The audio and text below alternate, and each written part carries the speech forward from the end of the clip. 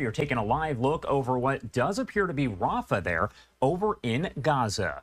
Russian President Vladimir Putin urging Iran's supreme leader against an attack on Israel that would target civilians and lead to any kind of escalation. The Jerusalem Post reporting a senior ally of the Kremlin leader delivered the message in meetings with top Iranian officials as the Islamic Republic weighs its options against Israel.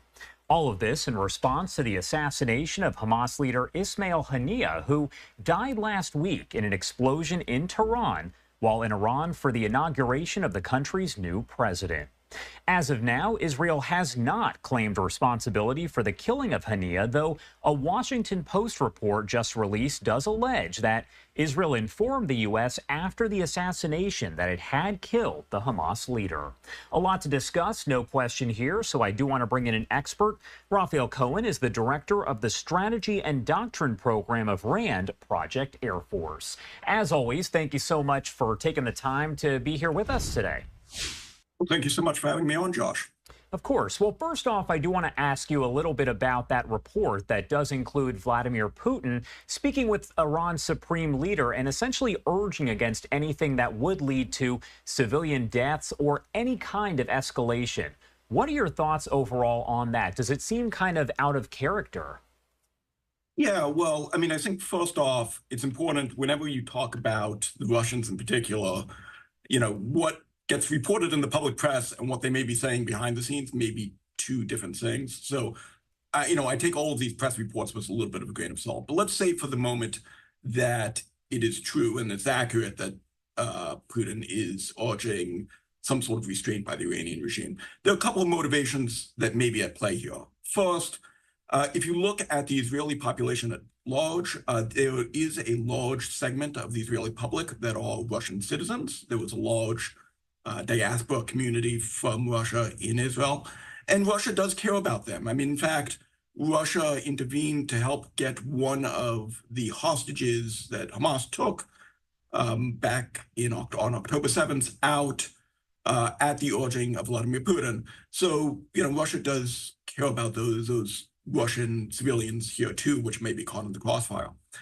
But second, I think there's a strategic logic why Putin might want to keep the escalation under control. And that's because, if there is a large-scale conflict inside the Middle East, that's going to suck resources away from Ukraine. Russia is providing advanced air defenses to Iran. Iran, in turn, is providing Russia with Shahed drones.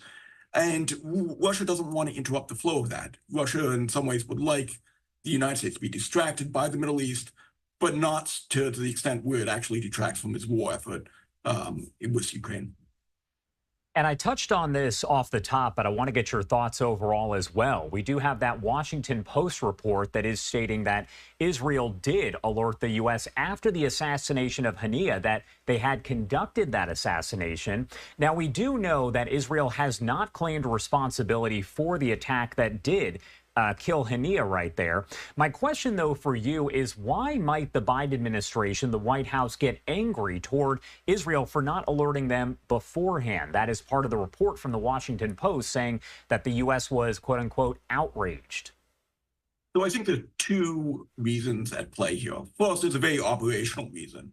When you have a large-scale assassination or a high-profile assassination like the Haniyeh strike was, that has second-order consequences for the United States military presence in the Middle East. In fact, there was the targeting of Al-Assad Air Base just the other day, which wounded a number of American service members and U.S. contractors there too. And moreover, the United States is now needs to rush forces back into the region to help keep the deterrence in check or keep the Iranians in check. So without a heads up, that becomes more difficult.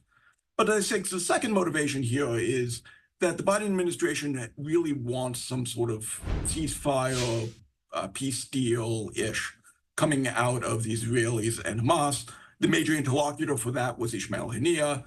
The assassination of Haniyeh therefore makes that ceasefire deal less likely, at least in the near term. And so I think that's another motivation for why the Biden administration was displeased by the action. And kind of on that same note here, as we discuss the ceasefire deal, the hostage release deal, we do know that Hamas, after the death of Haniyeh, has now named Yahya Sinwar as the new leader of Hamas. What does that say to you? And overall, what sort of effect could that have on the war itself and the ceasefire efforts? So on the operational conduct of the war, not much. I mean, even before this, the person really calling the shots in Gaza with Hamas was Yahya Sinwar already.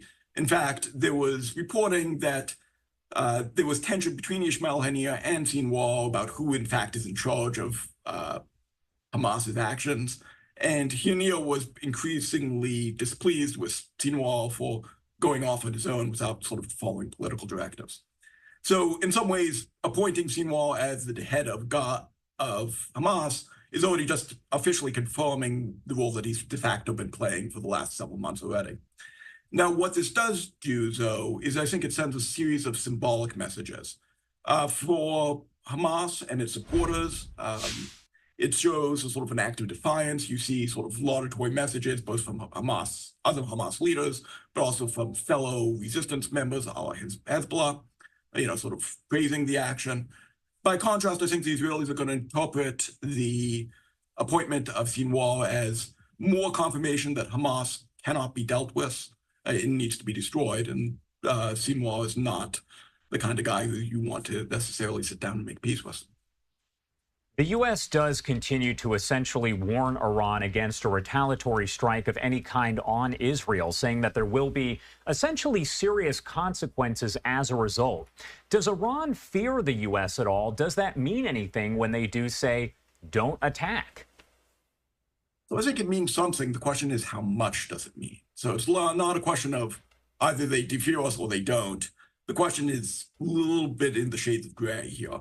Now, we've noticed that, we've tried to warn the Iranians before for not attacking Israel and not attacking U.S. proxies. Sometimes they follow us, sometimes they don't. And the United States was reasonably successful, for instance, in tamping down attacks on American bases by Iranian proxies in Iraq, for instance. It obviously was not successful back in April when we also tried to warn the Iranians don't attack Israel in response to the strike on the Iranian consulate. So, it's a little bit of a shade of gray here, Josh, rather than sort of an either or clean dichotomy. The IDF actually coming out with another report saying that Hamas has, again, we've reported on this a lot, fired dozens of projectiles from launchers that are essentially embedded within Gaza humanitarian zones, like what you're looking at right now on your screen in Rafah. Is that further evidence, let's say, of civilians being used as these human shields? Yeah, so Hamas has always had its infrastructure deeply embedded in the population.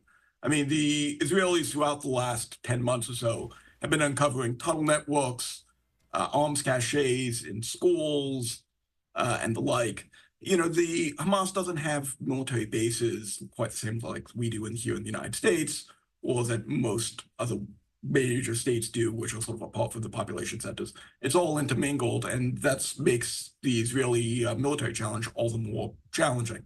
The fact is, though, that one of the challenges in sort of separating and minimizing civilian casualties is that the military targets are right next to the civilian ones, and trying to separate the two is a technically very challenging task.